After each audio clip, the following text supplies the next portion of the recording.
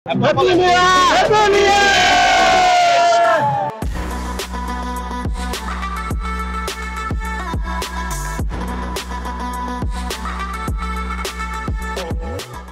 আজি এই নতুন বছৰটো যেটো এটা আনন্দমুখৰ পৰিৱেশ দেখিলোঁ।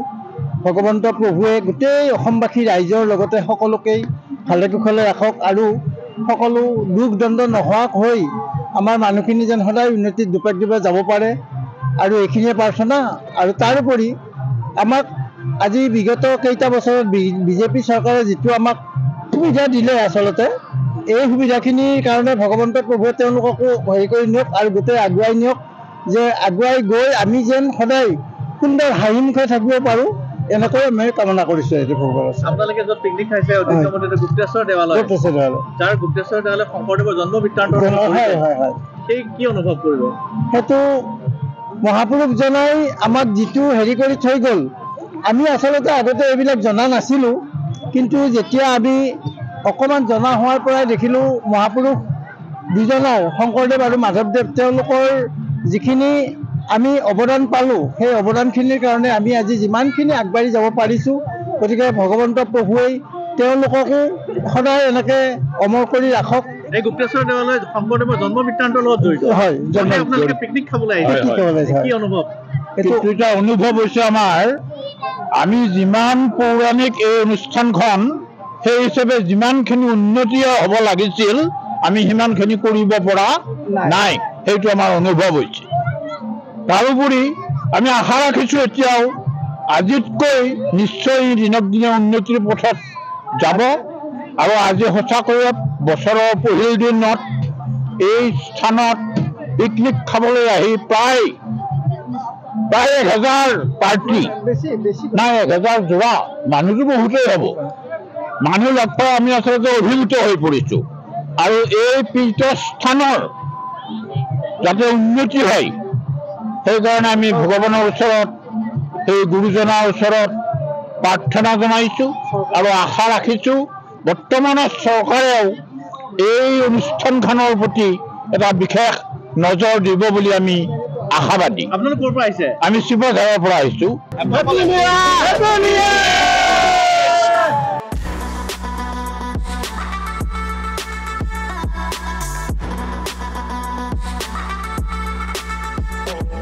ইয়াতে আজি এই নতুন বছৰটোত যেটো এটা আনন্দমুখৰ পৰিৱেশ দেখিলোঁ।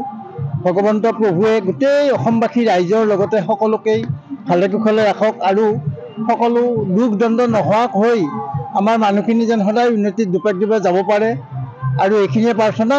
আৰু তাৰোপৰি আমাক আজি বিগত কেইটা বছৰত বিজেপি চৰকাৰে যিটো আমাক সুবিধা দিলে, আচলতে এই সুবিধাখিনিৰ কাৰণে ভগৱন্ত প্ৰভুৱে তেওঁলোককো হেৰি কৰি নিয়ক আৰু গোটেই আগুৱাই নিয়ক, যে আগুৱাই গৈ আমি যেন সদায় সুন্দৰ হাঁহিমুখে থাকিব পাৰোঁ, এনেকৈ আমি কামনা কৰিছোঁ। এইটো ভগৱান আপোনালোকে য'ত পিকনিক খাইছে গুপ্তেশ্বৰ দেৱালয়, যাৰ গুপ্তেশ্বৰ দেৱালয় শংকৰদেৱৰ জন্ম বৃত্তান্ত, সেই কি অনুভৱ কৰিব?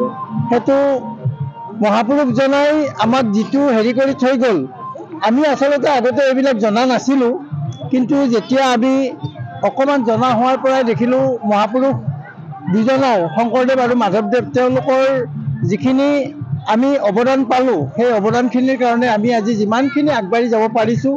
গতিকে ভগৱন্ত প্ৰভুৱেই তেওঁলোককো সদায় এনেকৈ অমৰ কৰি ৰাখক। এই গুপ্তেশ্বৰ দেৱালয় শংকৰদেৱৰ জন্ম বৃত্তান্তৰ লগত জড়িত। হয়, আপোনালোকে পিকনিক খাবলৈ আহিছে, কি অনুভৱ? এইটো এটা অনুভৱ হৈছে আমাৰ, আমি যিমান পৌৰাণিক এই অনুষ্ঠানখন, সেই হিচাপে যিমানখিনি উন্নতি হ'ব লাগিছিল আমি সিমানখিনি কৰিব পৰা নাই, সেইটো আমাৰ অনুভৱ হৈছে। তাৰোপৰি আমি আশা ৰাখিছোঁ এতিয়াও আজিতকৈ নিশ্চয় দিনক দিনে উন্নতিৰ পথত যাব। আৰু আজি সঁচাকৈয়ে বছৰৰ পহিল দিনত এই স্থানত পিকনিক খাবলৈ আহি প্ৰায় 1000 পাৰ্টি, নাই 1000 যোৰা মানুহটো বহুতেই হ'ব, মানুহ লগ পাই আমি আচলতে অভিভূত হৈ পৰিছোঁ। আৰু এই তীৰ্থস্থানৰ যাতে উন্নতি হয়, সেইকাৰণে আমি ভগৱানৰ ওচৰত, সেই গুৰুজনাৰ ওচৰত প্ৰাৰ্থনা জনাইছোঁ আৰু আশা ৰাখিছোঁ বৰ্তমানৰ চৰকাৰেও এই অনুষ্ঠানখনৰ প্ৰতি এটা বিশেষ নজৰ দিব বুলি আমি আশাবাদী। আপোনালোক ক'ৰ পৰা আহিছে? আমি শিৱসাগৰৰ পৰা আহিছোঁ।